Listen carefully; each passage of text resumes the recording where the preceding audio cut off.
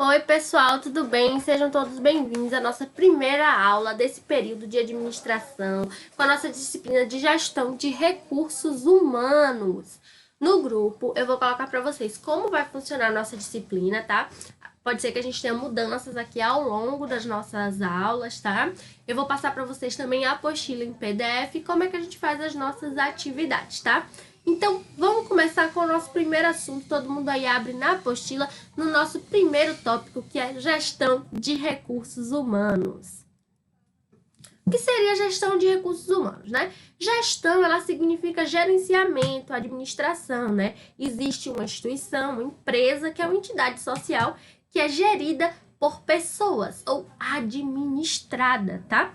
O objetivo da gestão é o crescimento que é estabelecido pela empresa através do esforço humano, que é organizado por um grupo e tem um objetivo específico, tá bom? A gestão de recursos humanos, gestão de pessoas ou ainda administração de recursos humanos, ela é conhecida pela sigla RH e é uma associação de habilidades e métodos de políticas e também de técnicas que é praticada com o objetivo da gente administrar o quê? Comportamentos internos e potencializar o capital humano, né? Através de quê? De técnicas, de práticas e de modelos, né? Que vai fazer com que o gerenciamento administrativo do recurso humano seja capaz de trazer soluções, né? E de melhorar a cultura organizacional da empresa, tá?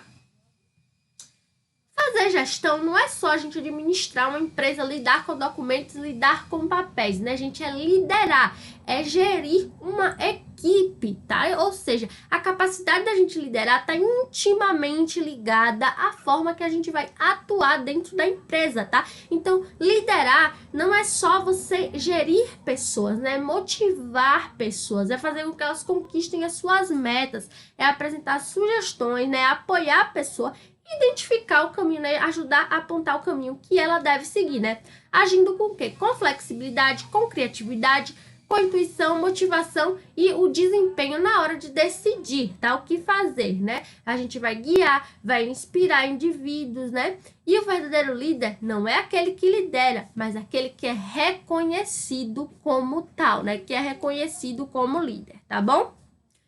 Para isso, a gente vai ter as características aí de um líder eficaz. O que seria um líder eficaz, tá? Ele é empático com a sua equipe, ou seja, ele se coloca no lugar da sua equipe, né? Cada liderado vai ter uma visão, né, dele próprio, vai se colocar no lugar de liderado, vai conhecer amplamente a sua empresa, tá? O líder tem que estar no papel do liderado para entender como é que ele pode melhorar aquele processo. É bem interessante, tá? Mais do que a gente dizer que o processo tem que ser feito daquela forma, é a gente fazer para ver se o processo está sendo feito corretamente, tá? O líder também é exigente, porque sempre vai fundamentar suas ideias, vai fazer cobranças, sabe delegar responsabilidade, né? Porque o principal erro da pessoa é achar que os outros não vão saber fazer as atividades e jogar tudo para si, tá? É centralizar tudo. Não é interessante, tá? Porque você acaba se sobrecarregando e a sua equipe não te ajuda. Então, por que você ser líder se sua equipe não faz nada, não é verdade? Então, você tem que saber delegar, saber qual pessoa vai se adequar mais àquela função, né? Para poder realizar aquela atividade, tá bom? Tem que cobrar também, mostrar qual é o valor daquela tarefa para a empresa, tá bom? Para que a pessoa se sinta motivada, para que aquela pessoa faça aquela tarefa da melhor forma possível, né? O líder também ele vai agir com senso de rapidez, com senso de urgência, né? Vai treinar e vai indicar o caminho para o sucesso da organização e a prioridade é a sua equipe, né? Ele tem como prioridade ali a sua equipe. O líder também tem expectativas de superação, ele planeja a meta e tem o quê? O desejo de superar essas metas, ele vai premiar a equipe pelos seus esforços. E quando a gente está falando de premiação, gente, a gente não fala só de dinheiro, né? Não fala só dos bens materiais, mas é um reconhecimento, é uma forma, né, de fazer com que as pessoas se sintam à vontade, que gostem de ser reconhecidas pelo seu trabalho, tá bom? O líder também ouve e encoraja sua equipe, né, a trocar ideias, a traçar metas que são desafiadoras, só que não são aquelas metas impossíveis de serem alcançadas, né? São metas que são reais para que todo mundo consiga alcançar e que mantenha o otimismo da equipe em alta, tá? O líder também procura criar novas ideias, criar novos processos que vão facilitar o trabalho da equipe, que vão inovar, vai fazer com que a equipe tenha vontade de trabalhar, né? Que conheça também os seus processos de trabalho. Além disso, o líder ele tem que ser proativo, tem que buscar prover oportunidades, tem que reconhecer o valor da equipe, né? E tem que agir para reunir essas condições, né? Para que todo mundo tenha a oportunidade de se destacar. Mais importante, gente, do que a gente liderar, a gente deixar com que outras pessoas elas se destaquem para que elas consigam aflorar, né, as suas principais habilidades, as suas principais características. É muito interessante. Isso também é o líder saber, né, que eu sei fazer, mas fulano faz melhor do que eu reconheço isso, então ele pode delegar aquela função para aquela pessoa, tá? O líder também respeita opiniões, ele reconhece o trabalho bem feito, dá crédito pelo trabalho bem feito, né? Vai trabalhar de forma criativa, vai ouvir a sua equipe, vai melhorar suas ideias, né? E vai reconhecer essas ideias. Quando forem utilizadas pela empresa, vai dar o devido crédito à pessoa que realmente fez a atividade, né? Porque o pior é você inventar um trabalho, você trabalhar duro naquilo e outra pessoa ser reconhecida no seu lugar. Não que você esteja buscando o reconhecimento, mas é importante que saibam quem fez cada coisa, tá bom, pessoal? Além dessas características que a gente citou de um bom líder, o que você acha que um bom líder ele deve ter, né? Fala lá no grupo, diz o que você acredita que é importante que tenha em um líder. O que você, como pessoa, né, que você gostaria de ter, ou a característica que você tem que inspira a liderança. Fala lá no grupo, vamos discutir, tá? Vamos ver. 2 características primordiais aí que o líder deve ter. Liderar pelo exemplo, tá? É mais eficaz do que qualquer forma de liderança. Por quê? Os bons líderes, eles vão agir pelo exemplo, né? Não basta pedir que os funcionários, olha, você tem que economizar energia, você tem que economizar papel, tá? Mas você só sai e deixa a luz acesa, deixa o ar-condicionado ligado, sentar na sala, né? E sai imprimindo tudo. Então, do que adianta você dizer, né? Seguir aquela máxima, né? Faço o que eu digo, mas não faço o que eu faço, né? O líder, ele tem que liderar pelo exemplo, tá? Então, o que acontece? Visita lá o chão de fábrica, vê o que os empregados, o que os colaboradores têm a dizer, né? Vamos agir de acordo com as diretrizes da empresa.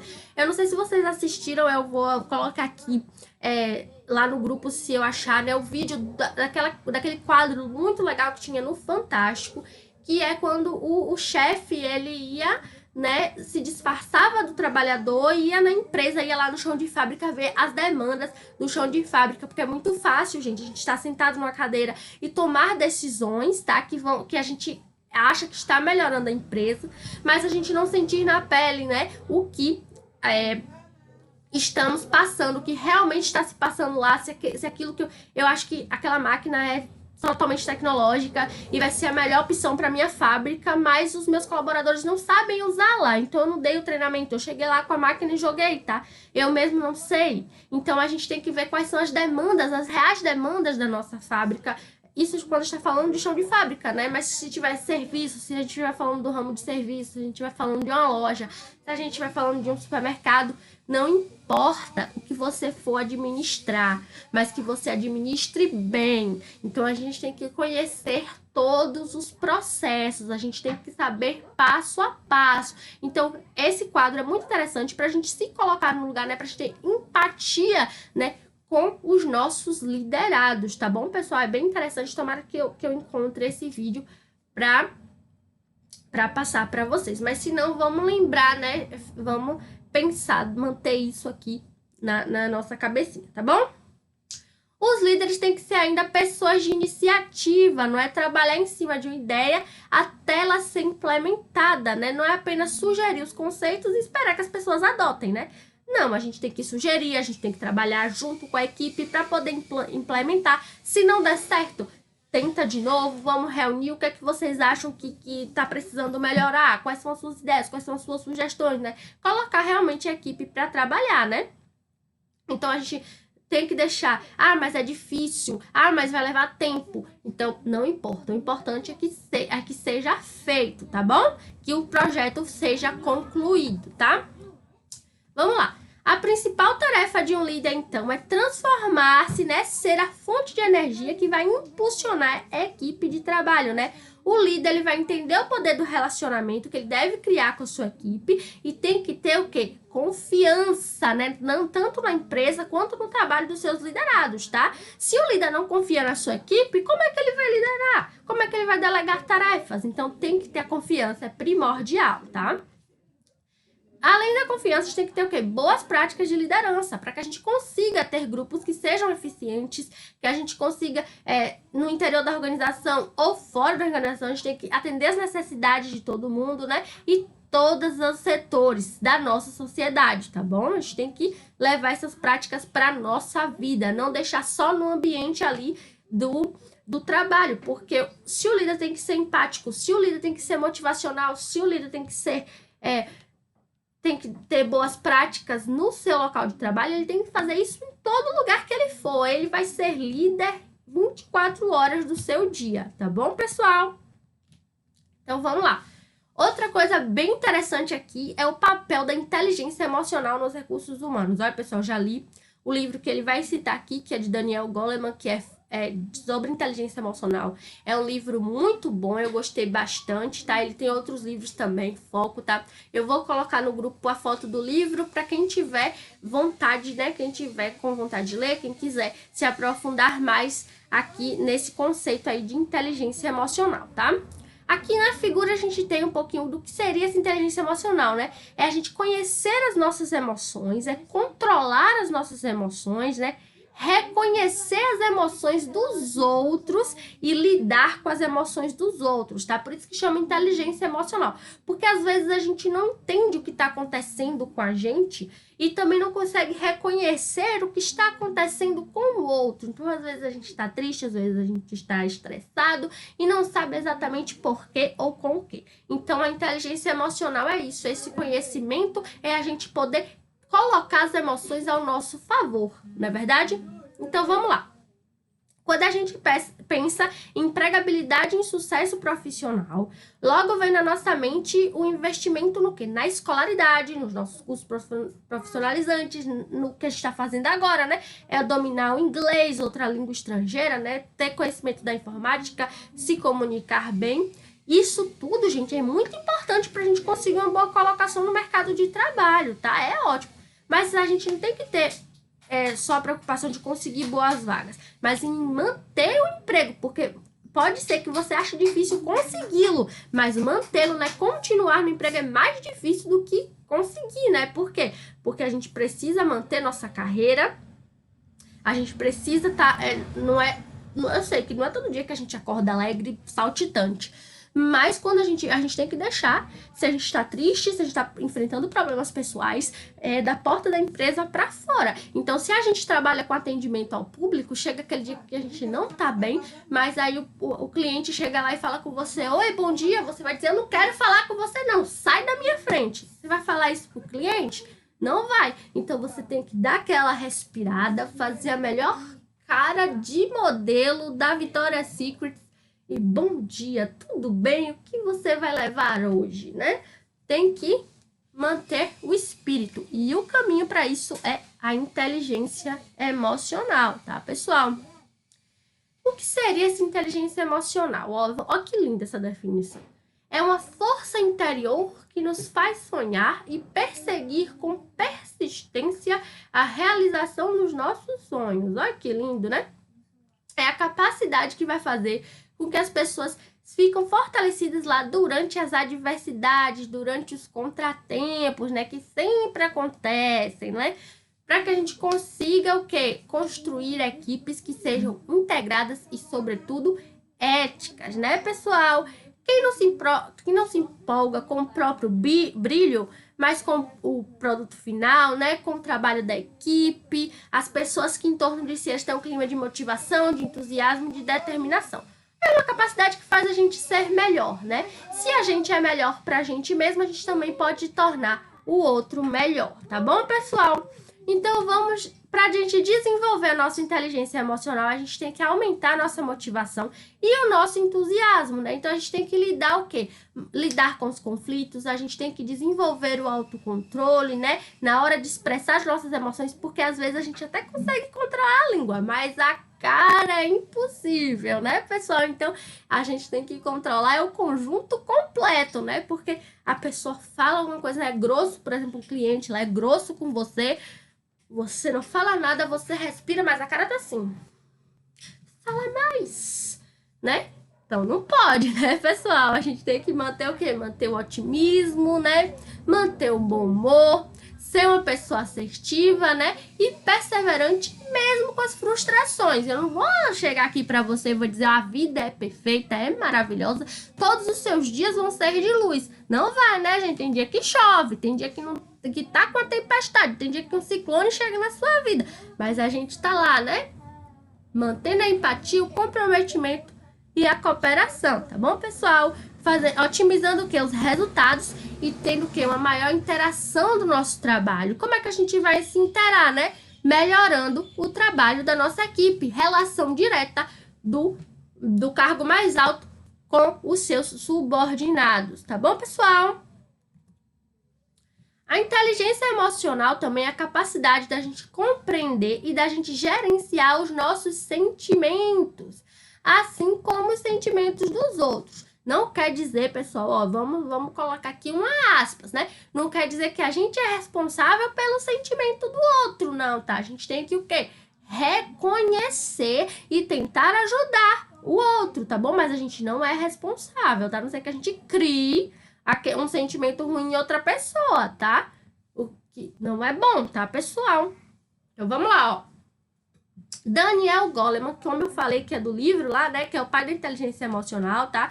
Ele diz que não existe correlação entre a inteligência emocional e o QI, né, da pessoa, porque eles são controlados por partes diferentes aqui do nosso cérebro. Então, o QI, ele não vai mudar ao longo da nossa vida. Já a inteligência emocional, ela pode evoluir e pode aumentar sim, tá? E alguns hábitos vão fazer com que a gente consiga desenvolver esse tipo de inteligência, tá?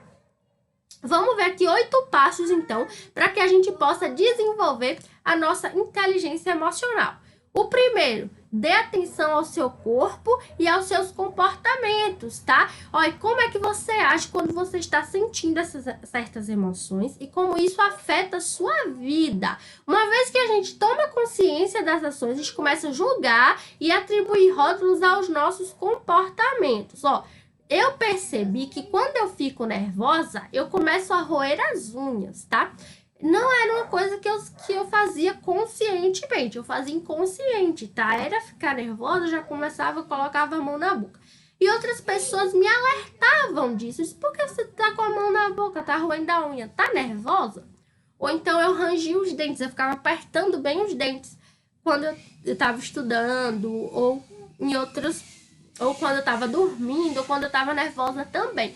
E isso tava me prejudicando, né? Só que eu não tomava consciência desse comportamento. Então, eu fazia, achava normal. Quando outras pessoas me alertaram e eu comecei a tomar consciência disso, então toda vez que eu fico nervosa, eu já sei que vai me dar vontade, eu me controlo, né? Não roo as unhas. Então, a gente tem que dar atenção ao que o nosso corpo diz, aos nossos comportamentos. É muito comum também, quando a gente está estressado, quando está chateado, surgir manchas no corpo, né? Então, dá dor de cabeça, dá logo um soninho, ou então a insônia. Então, a gente tem que dar atenção a esses comportamentos, tá bom? Outro passo é reduzir as emoções negativas, né? Quando a gente começa a desenvolver nossa inteligência emocional, a gente tem que começar a gerir essas emoções negativas, tá? O que ele diz que é evitar saltar para uma conclusão negativa imediatamente, tá? Então, a gente tem que pensar que uma situação, ela tem várias saídas e a gente vai procurar, tá? Uma dica é começar a escrever os seus pensamentos e sentimentos, porque isso vai fazer com que você externalize o que você está sentindo, não vai ficar guardando para você, e você pode depois que passar um pouco, ler e compreender melhor o que é que você estava sentindo, tá, pessoal?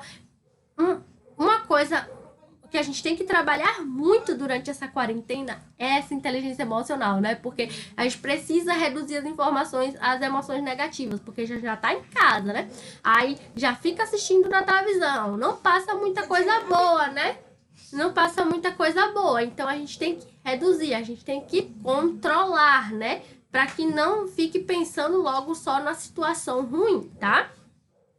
Terceiro passo, lidar de frente com o estresse e ansiedade, tá? Todo mundo vai passar por um momento estressante na vida, vai se sentir ansioso por algum motivo. Então a gente tem que lidar com essas situações, né? Tem que saber a diferença entre o equilíbrio e a disfunção, tá? Quando a gente está sob pressão, a coisa mais importante que a gente tem que ter em mente é manter a calma. Sei que é difícil, tá, professor? Você tá falando isso, né? Mas a gente tem que tentar, né? Por exemplo, lavar o rosto com água fria, tomar um ar fresco. A coisa mais difícil dessa lista aí é evitar cafeína, porque quando eu tô nervosa eu já quero beber logo 1 litro de café.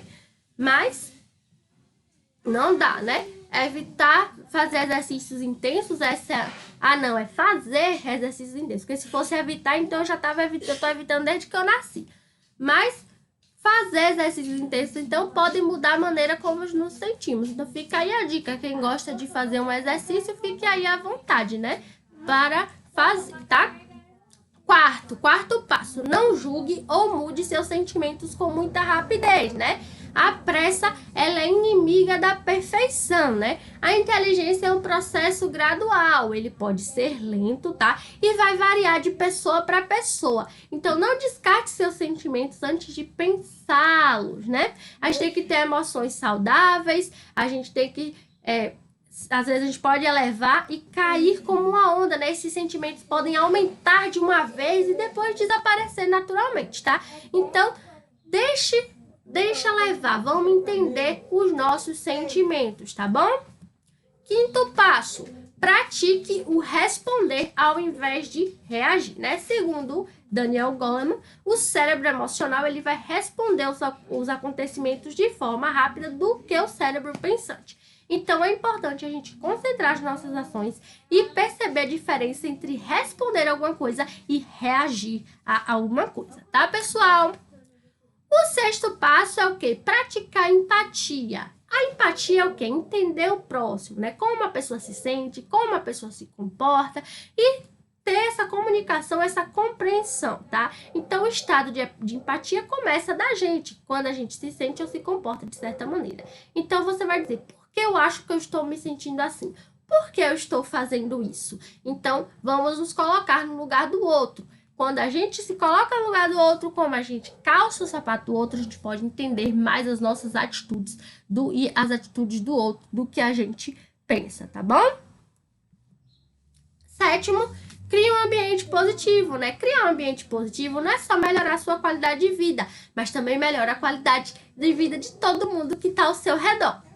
E o oitavo passo, né? Conheça seus limites e saiba quando é suficiente, tá? Há momentos em que é muito importante a gente definir nossos limites adequadamente. E esses limites, eles podem incluir o exercício do nosso direito de discordar, né? De dizer não e sem a gente se sentir culpado, né? Sem a gente estabelecer as nossas próprias prioridades e proteger a nós mesmos, tá? Da coação, tá? Esses foram os 8 passos para a inteligência emocional. Quem quiser saber mais um pouquinho sobre inteligência emocional, pode dar uma olhadinha no vídeo que eu vou tentar procurar também, que fala sobre o livro que eu indiquei para vocês, tá bom? E a nossa atividade, tá? Eu sei que vocês estão com muita vontade de fazer a nossa atividade.